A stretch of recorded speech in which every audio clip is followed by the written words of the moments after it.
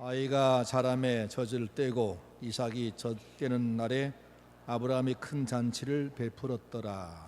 사라가 본즉 아브라함의 아들 애굽 여인 하갈의 아들이 이삭을 놀리는지라. 그가 아브라함에게 이르되 이 여종과 그 아들을 내쫓으라. 이 여종의 아들은 내 아들 이삭과 함께 기업을 얻지 못하리라 하므로 아브라함이 그의 아들로 말미암아 그 일이 매우 근심이 되었더니 하나님이 아브라함에게 이르시되 내 아이나 내 여종으로 말미암아 근심하지 말고 사라가 내게 이른 말을 다 들으라. 이삭에게서 나는 자라야 내 씨라 부를 것임이니라. 그러나 여종의 아들도 네 씨니 내가 그로 한 민족을 이루게 하리라 하신지라. 아브라함이 아침에 일찍 일어나 떡과 물 한 가죽 부대를 가져다가 하갈의 어깨에 메워 주고 그 아이를 데리고 가게 하니 하갈이 나가서 브엘세바 광야에서 방황하더니 가죽 부대에 물이 떨어진지라.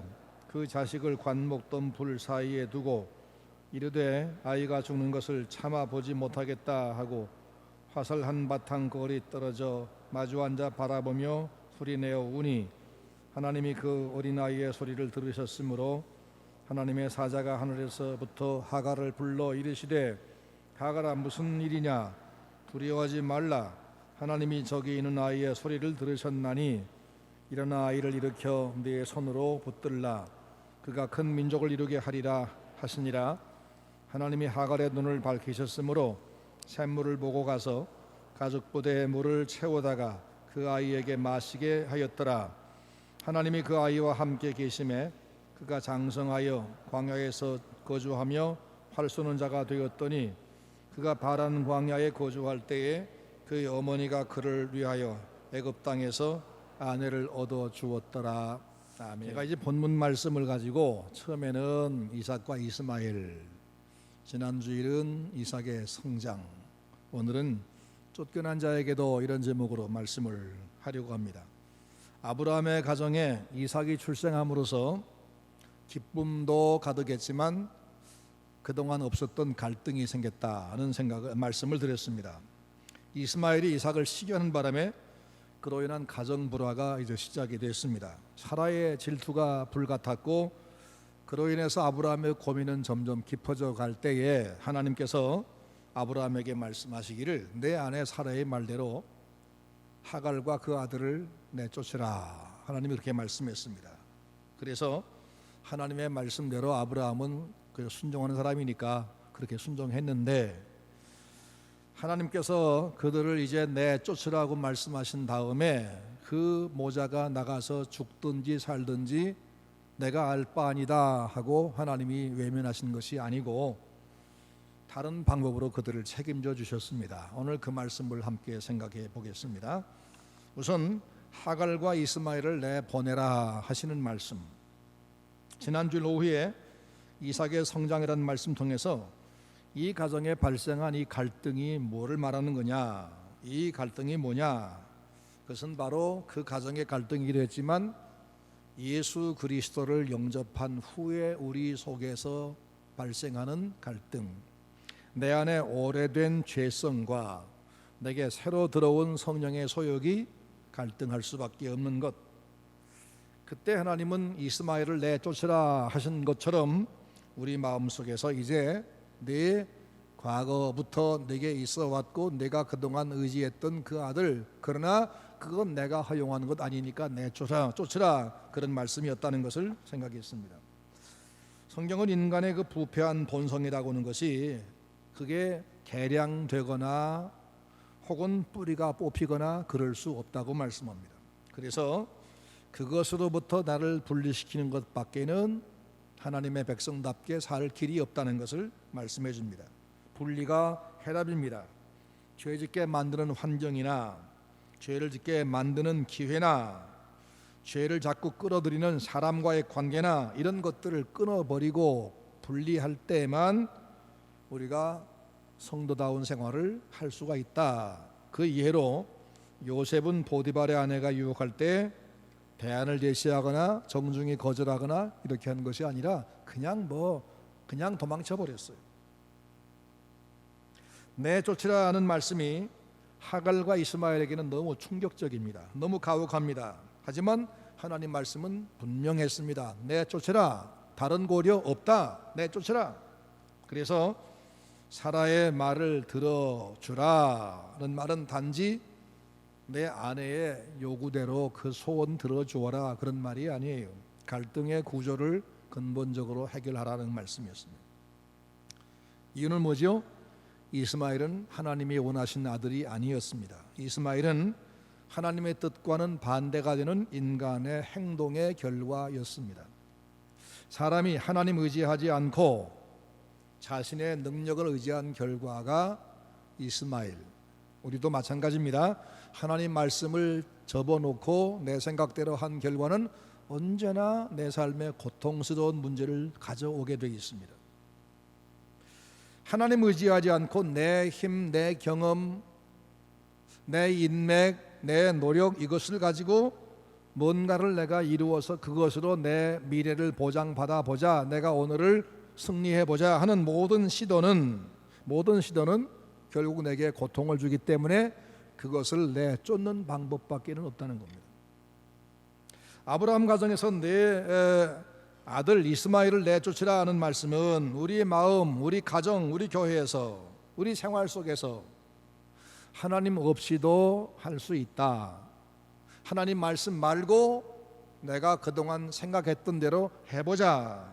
이런 것들이 우리에게 계속적으로 일어나고 있는데 이런 시도들을 아예 내쫓으라 이런 말씀입니다.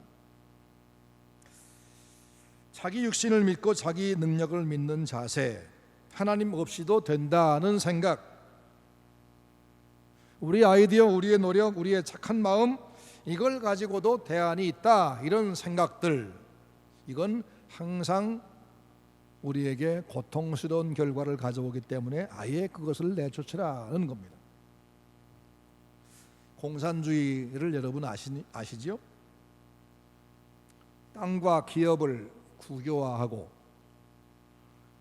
함께 공동 생산해서 공동으로 분배, 함께 다 잘 살자, 그런 아주 굉장히 이상적인 사상입니다.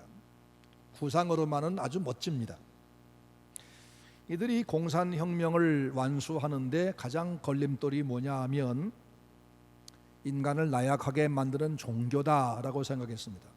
하나님께 의지하게 만드는 종교라는 것을 없애버려야, 그래서 무자비하게 사람들을 동원해야 공산혁명은 가능하다. 그래서 결국은 기독교를 타도했습니다.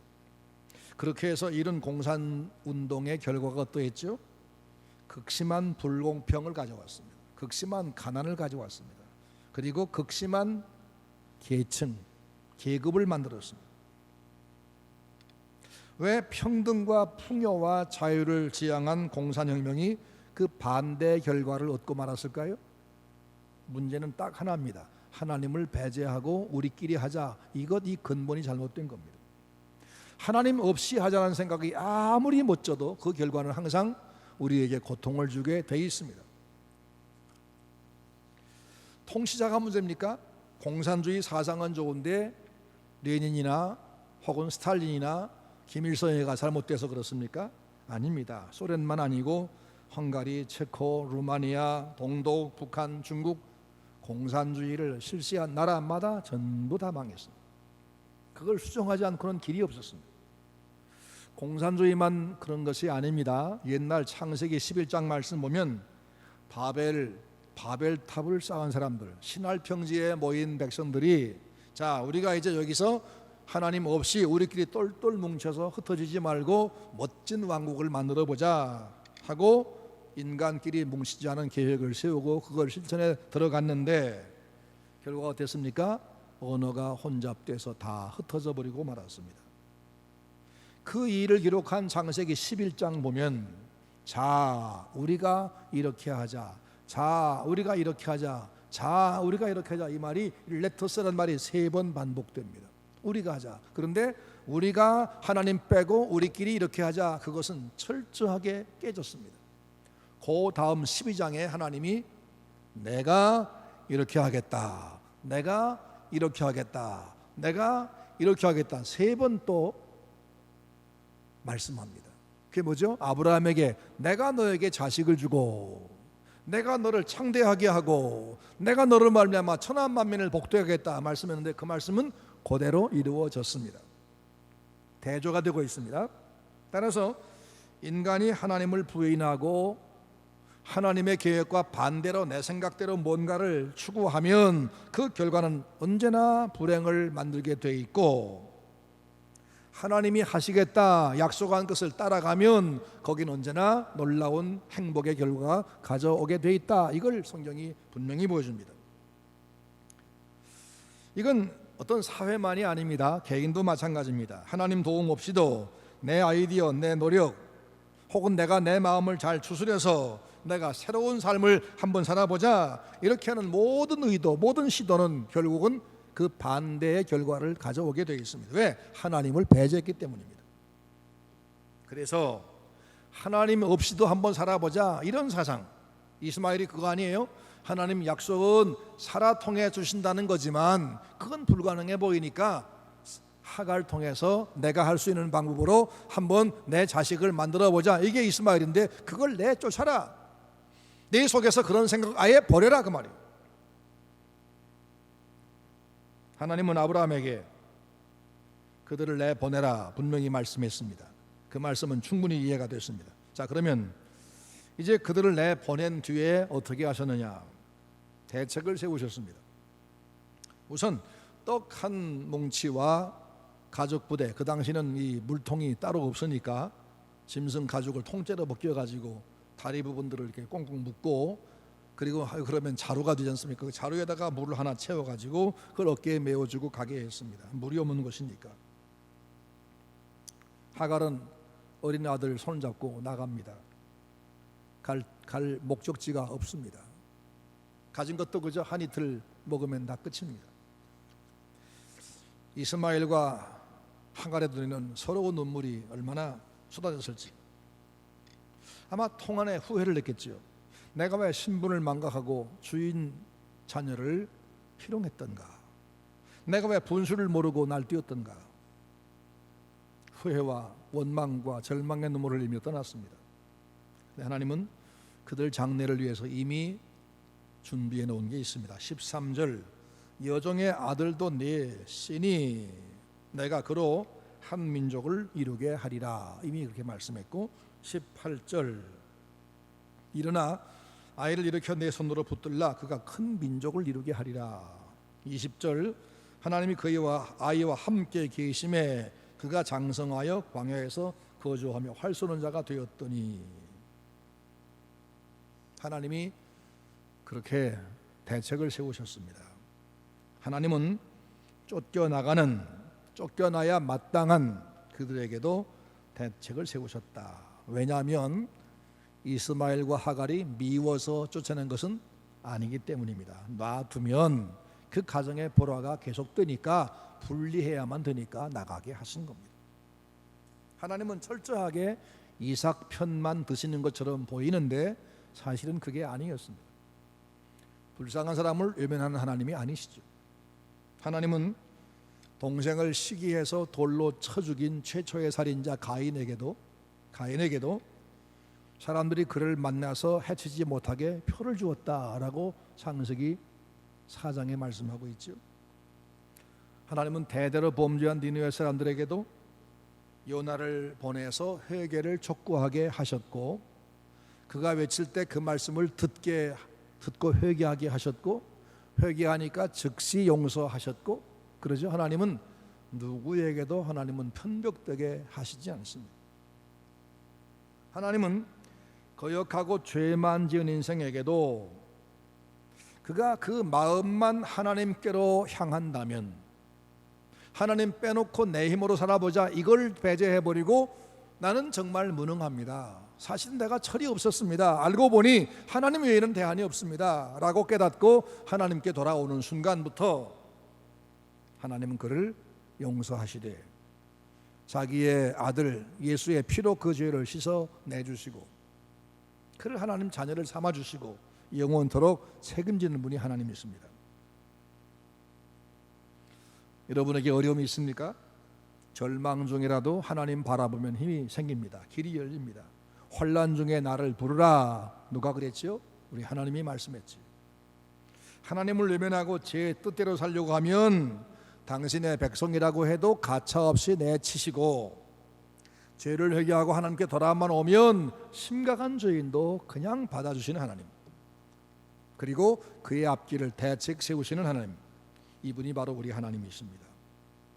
지난 날의 삶이 내가 하나님을 덜 소중히 생각하고 하나님보다, 예배보다, 말씀 순종보다 내가 생각한 내일, 내 힘으로 내 계획으로 해나가는 내일이 더 중요해서 이 일 때문에, 사람과 약속 때문에 하나님과의 관계, 예배, 이것을 소홀히 했다면 우리가 그걸 고쳐야 됩니다. 그 생각을 내쫓아야 됩니다.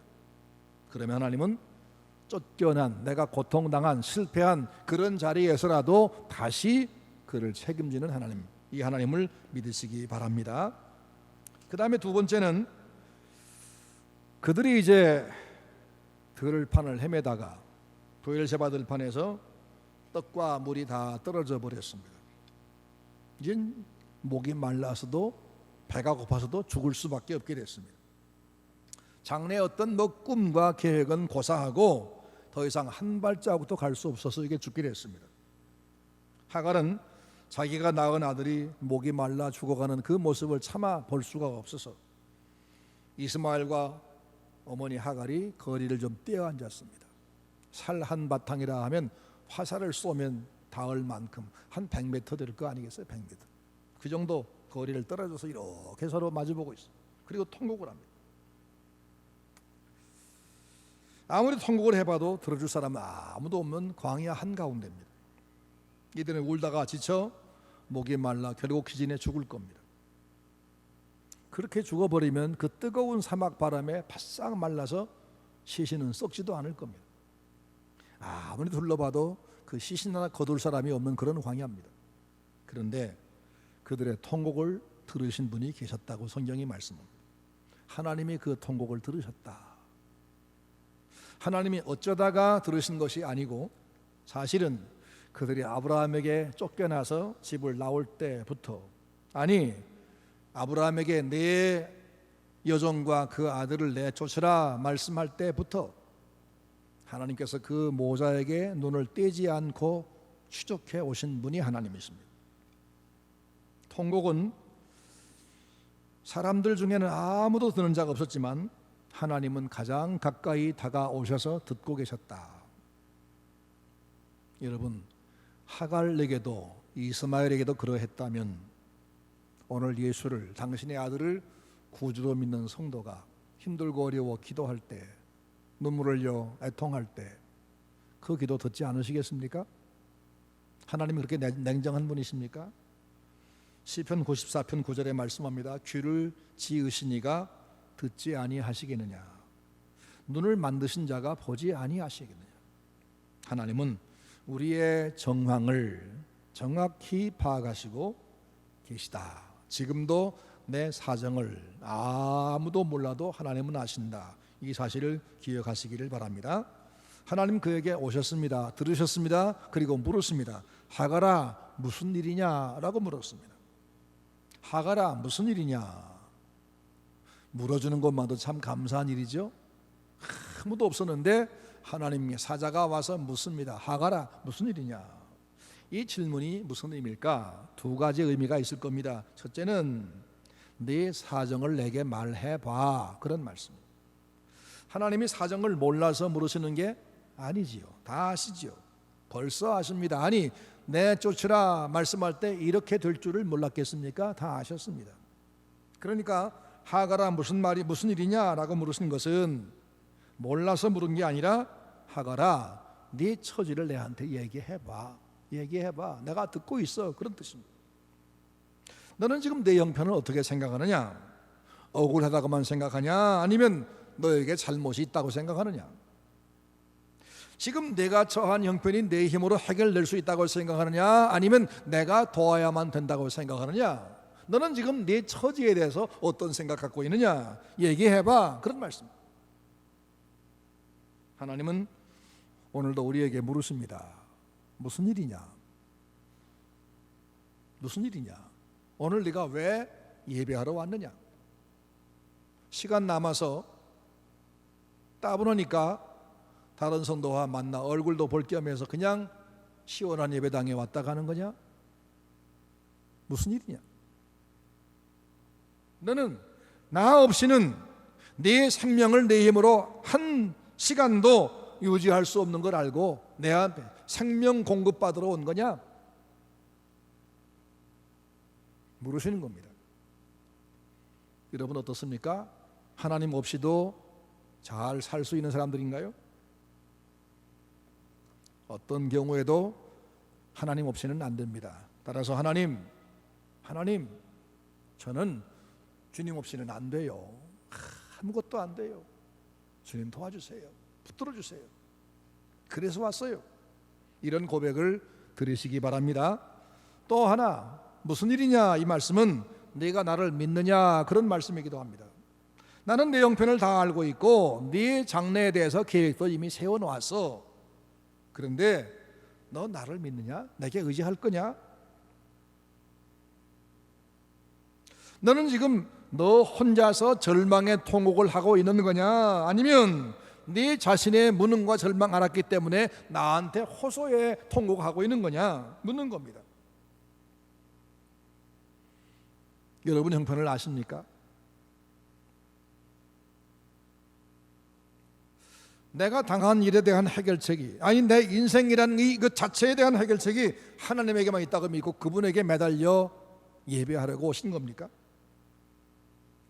하나님께서 사자를 보내서 하갈에게 물으시는 것은 그의 생각을 바꾸시는 과정입니다.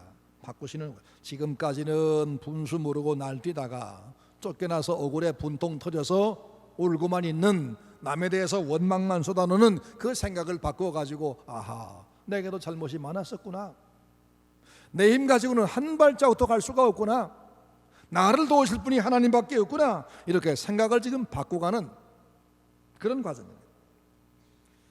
하나님의 사자가 통곡하는 하갈을 찾아와서 하갈아 무슨 일이냐 질문한 것은 도대체 왜 우는지를 몰라서 물으신 것이 아니고 아시고 그의 의견을 들으려고, 그의 고백을 들으려고 하신 겁니다. 그렇기 때문에 하갈이 말도 하기 전에 그 다음 또 말씀합니다. 두려워 말라, 하나님이 저기 있는 저 아이의 소리를 들으셨으니 그 아이를 일으켜 내 손으로 붙잡아라. 그로 큰 민족을 이루게 하리라. 하나님 말씀을 전합니다. 그러니 무슨 일이냐 하신 질문은 다 알고 하신 질문, 그의 믿음을 이끌어내는 그런 질문이었다는 겁니다. 그의 생각을 바꾸는 질문이었습니다. 아무리 절망적인 상황에서도 자신의 무능함을 솔직히 고백하고 하나님에게만 구원의 길이, 하나님에게만 길이 있다는 것을 고백하고 믿음으로 그분을 의지하면 하나님은 언제 어떤 상황 속에도 길을 여시는, 그분이 준비하신 계획하신 그 길을 인도하시는 하나님이십니다. 그러므로 하나님 앞에 그저 남들을 미워해서 원망스러워서 하는 통곡이 아니라 하나님을 의지하고 자신의 무능을 고백하며 하나님의 도움을 청하는 그런 기도의 통곡을 하시기를 바랍니다. 내가 왜 그동안 하나님 의지하지 않고 내 생각만 했던가, 자신이 원망스러워 오래하고 하나님을 향해서 도와달라고 그렇게 애원하는 통곡을 해야 하는 겁니다. 그러면 그 어떤 상황에도 길이 분명히 생깁니다.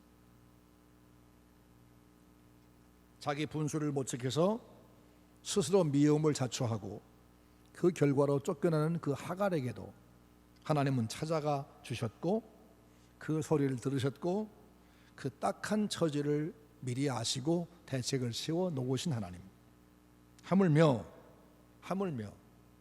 하나님의 택하신 백성이 예수 그리스도를 의지하고 하나님 자녀가 된 성도가 하나님이 내 아버지인 것을 확실히 믿고 그 하나님 앞에 자신의 문제를 기도하며 눈물을 흘릴 때 얼마나 기쁨으로 그 기도를 들으시겠는가 분명하지 않나요?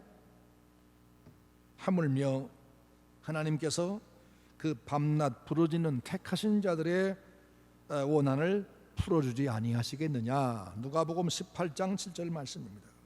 구하라 주실 것이요, 찾으라 찾을 것이요, 두드리라 열릴 것이니 구하는 이마다 받을 것이요, 혼난 날에 나를 부르라 내가 너를 건지리니. 다른 이론이 없어요. 우리는 쫓겨난 자가 아닙니다. 밤낮 하나님 의지에 살아보려고 하는 하나님의 자녀들입니다. 근데 우리가 하나님 앞에 눈물로 호소할 때 하나님이 외면하시겠습니까? 하나님께서 우리를 다른 데로 일부러 고통 속에 빠뜨리겠습니까? 그럴 리가 없습니다.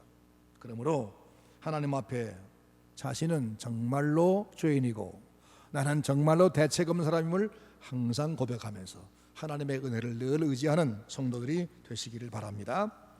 그 다음에 눈을 밝히신 하나님이 이제 이 하갈 모자를 만나서 음성을 들으시고 말씀한 다음에 구체적으로 돕기 시작하는데, 맨 처음 한 것이 뭐냐면 하갈의 눈을 밝혀서 샘을 보게 하신 겁니다. 목마른 그들에게, 목이 말라 죽어간 그들에게 지금 가장 급한 것은 물이었습니다. 그런데 하나님은 물 한 컵을 갖다 주신 것이 아니라 샘을 발견하게 만들었습니다. 물 한 그릇은 목마른 자에게 해결책이 안 됩니다. 그건 그저 몇 시간 동안만 연장할 뿐이지만 샘은 근본적인 해결책입니다. 한 그릇 물을 마시고 나면 또 금세 목이 마르지만 샘물은 계속해서 마실 수 있는 근원적인 해결책입니다. 하나님은 물 한 컵을 준 게 아니라 샘을 보게 만들었습니다. 그들의 샘물이 뭐죠? 하나님이 지금 나를 돕고 계시다. 하나님이 약속한 장래는 믿을만하다. 이걸 증명하는 것이었어요. 하나님이 지금 내 곁에 오셔서 아무것도 없던 광야에서 샘이 터져서 샘이 나오게 하신 하나님, 이 샘 주신 하나님 앞으로도 계속해서 내 삶에 필요할 때마다 인도하시겠구나, 이런 믿음을 주는 그런 증거였습니다.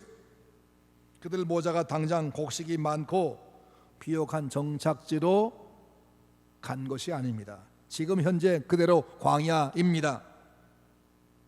이스마엘이 당장의 장정이 되어버린 거 아닙니다. 아직 어린 소년입니다. 하지만 그 샘 하나를 통해서 뭘 보았느냐? 하나님이 장래를 책임져 주시겠구나, 이 확신이 생긴 겁니다.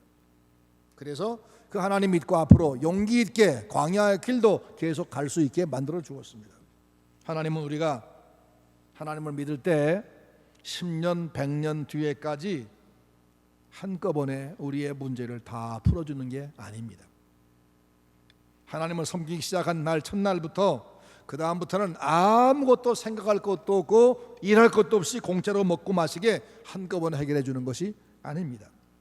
다만 그날에 필요한 일용할 양식을 공급하시고 그날에 살아갈 삶의 방법을 제시해 주시고 그리고 내일도 인도해 주실 것이다, 이런 확신을 갖게 하시는 겁니다. 자동차의 헤드라이트, 밤에는 불을 켜야 차가 달릴 수 있죠. 근데 헤드라이트 불빛은 100m를 다 못 나갑니다. 겨우 그저 한 50m 앞을 볼 수가 있습니다. 하지만 겨우 50m 앞을 볼 수밖에 없지만 그걸 가지고도 시속 100km로 달려갈 수가 있습니다. 왜냐하면 빨리 가도 계속해서 100km로 가면 갈수록 빛도 여전히 100km 앞 그 속도로 그 앞을 계속 보여주기 때문입니다.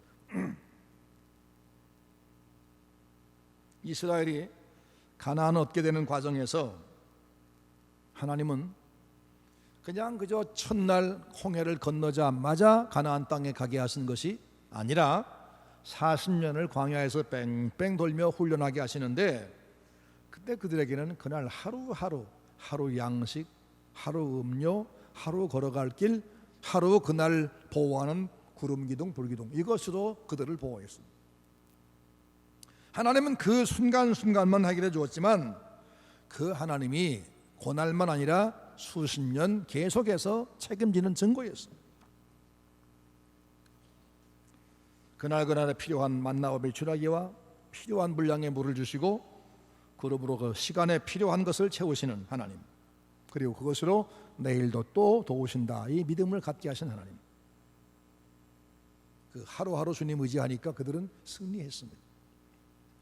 오늘 우리에게는 10년 뒤에 필요한 물질이 오늘 다 준비되어야 하는 것이 아닙니다. 10년 뒤에 필요한 건강이 오늘 보장되는 거 아닙니다. 하나님이 오늘 나와 함께 하신다. 내일도 분명히 함께 하실 것이다. 이것만 우리가 믿으면 되는 거 아닙니까? 그 약속을 믿는 믿음만 있으면 됩니다. 하나님의 약속, 그 약속에 대한 나의 믿음, 이 약속 플러스 믿음, 이것이면 가장 풍요하고 가장 강하고 가장 행복한 생활을 매일매일 해나갈 수가 있는 겁니다. 물 한 방울 없던 사막에서 샘이 솟아서 그것을 보고 다시 기운을 차리게 하신 하나님, 그분께서 그들 모자가 나가는 앞길에 고비고비마다 필요한 것을 공급해 주지 않겠습니까? 절망 중에 하갈에 대한 하나님의 대책은 우선 첫 번째가 하갈의 눈을 열어주신 거였습니다. 우리가 어떤 고난 당하고 어떤 어려운 위기 앞에 있어도 가장 중요한 것은 우리 눈만 열리면 됩니다. 눈만. 어떤 눈이 열리죠? 하나님이 내 곁에 계시구나. 하나님이 지금 이 문제를 해결해 주셨구나. 이 하나님이 계속해 나와 함께 하시겠구나. 이것만 확실히 볼 수 있는 믿음의 눈만 있다면 문제없는 겁니다. 예배 시작할 때 제가 읽은 말씀, 로마서 8장 말씀, 자기 아들을 아끼지 아니하시고 우리 모든 사람을 위해서 내주신 하나님이 그 아들만 주시고 말기느냐? 우리에게 필요한 것을 주시지 않겠느냐? 우리를 구원하기 위해서 당신의 아들을 기꺼이 내주어서 나 대신 죽게까지 하신 그 하나님이, 그렇게까지 우리를 사랑하시는 하나님이 오늘 우리의 생활 속에서 만나는 어려움을 기꺼이 돕지 않겠느냐? 왜 그런 의심하느냐? 그러므로 오늘 우리는 지금 내가 가진 문제가 한꺼번에 다 해결되고 내 소원이 다 이루어지고 그래서 다시는 기도할 일이 없어지는 것이 아니라, 다만 하나님이 지금도 내 곁에 계시다. 그 능력의 손으로 나를 지금 보호하고 계시다. 하나님이 나를 추적하고 계시다. 하갈과 이스마엘이 쫓겨난 그 순간부터 그를 눈을 떼지 않고 추적해서 그들이 절망 중에 결국 마지막에 죽게 됐을 때 찾아오셔서 하갈아 무슨 일이냐? 그리고 샘을 터뜨려 주신 하나님이 오늘 우리 믿는 자에게 계속적으로 그분이 추적하시면서 보호하시고 그날 그 순간 필요한 것을 틀림없이 공급하신다. 이걸 볼 수 있는 믿음의 눈만 가지면 되는 거 아니냐 그 말입니다. 사막에서 샘을 발견하고 나서 넉넉히 물을 마시고 하나님의 보호를 확신한, 그래서 마음의 평안 얻은 저 하갈처럼 여러분 하나님이 함께 하신다는 확신을 얻고 가시기를 주의 이름으로 축원합니다. 말씀을 맺습니다. 하나님은 쫓겨난 자들에게도 인자로 오셨습니다. 그런 사랑을 받을 만한 그런 일을 하지 못한 자들에게도 하나님은 은혜를 베풀어 주었습니다. 방황하는 그들을 찾아가셔서 귀를 기울이셨고 물어서 생각을 고쳐주었고 눈을 열어서 샘을 보게 하더니 정말로 그 아이를 보호하셔서 21절 말씀 보니까 애굽 땅에서 결혼했죠. 그리고 그들이 지금 중동의 아랍 민족이 됐습니다. 하나님은 약속한 대로 해주셨습니다. 이스마엘은 쫓겨난 자일지라도 하나님께 의지해서 구원을 받았습니다. 하물며 하나님의 자녀로 선택된 여러분과 우리야 말할 것 있겠습니까? 그러므로 우리는 우리 할 일을 합시다. 그게 뭐지요? 내 마음속에서 이스마엘 같은 존재, 하나님 의지하지 않고 내 생각대로 내 계획대로 해보려는 생각, 그 의도, 그 계획, 이것만 내쫓으면 됩니다. 하나님 도움 없이는 평안도 없고 성공도 없고 미래도 없다. 이 사실을 솔직히 고백을 하시기 바랍니다. 그리고는 하나님 없이는 아무것도 안 됩니다 라고 하면서 늘 의지하고 사시기 바랍니다. 그렇게만 살아간다면 우리를 불러내신 그 하나님이 우리의 하루하루를 철저하게 책임질 뿐 아니라 우리를 사용해서 세상을 복되게 만드실 것입니다. 그게 하나님의 뜻입니다. 하나님만 의지하고 하나님만 믿고 하나님의 손길을 따라가는 하루하루 충실하게 믿음으로 사는 여러분 되시길 주의 이름으로 축원합니다.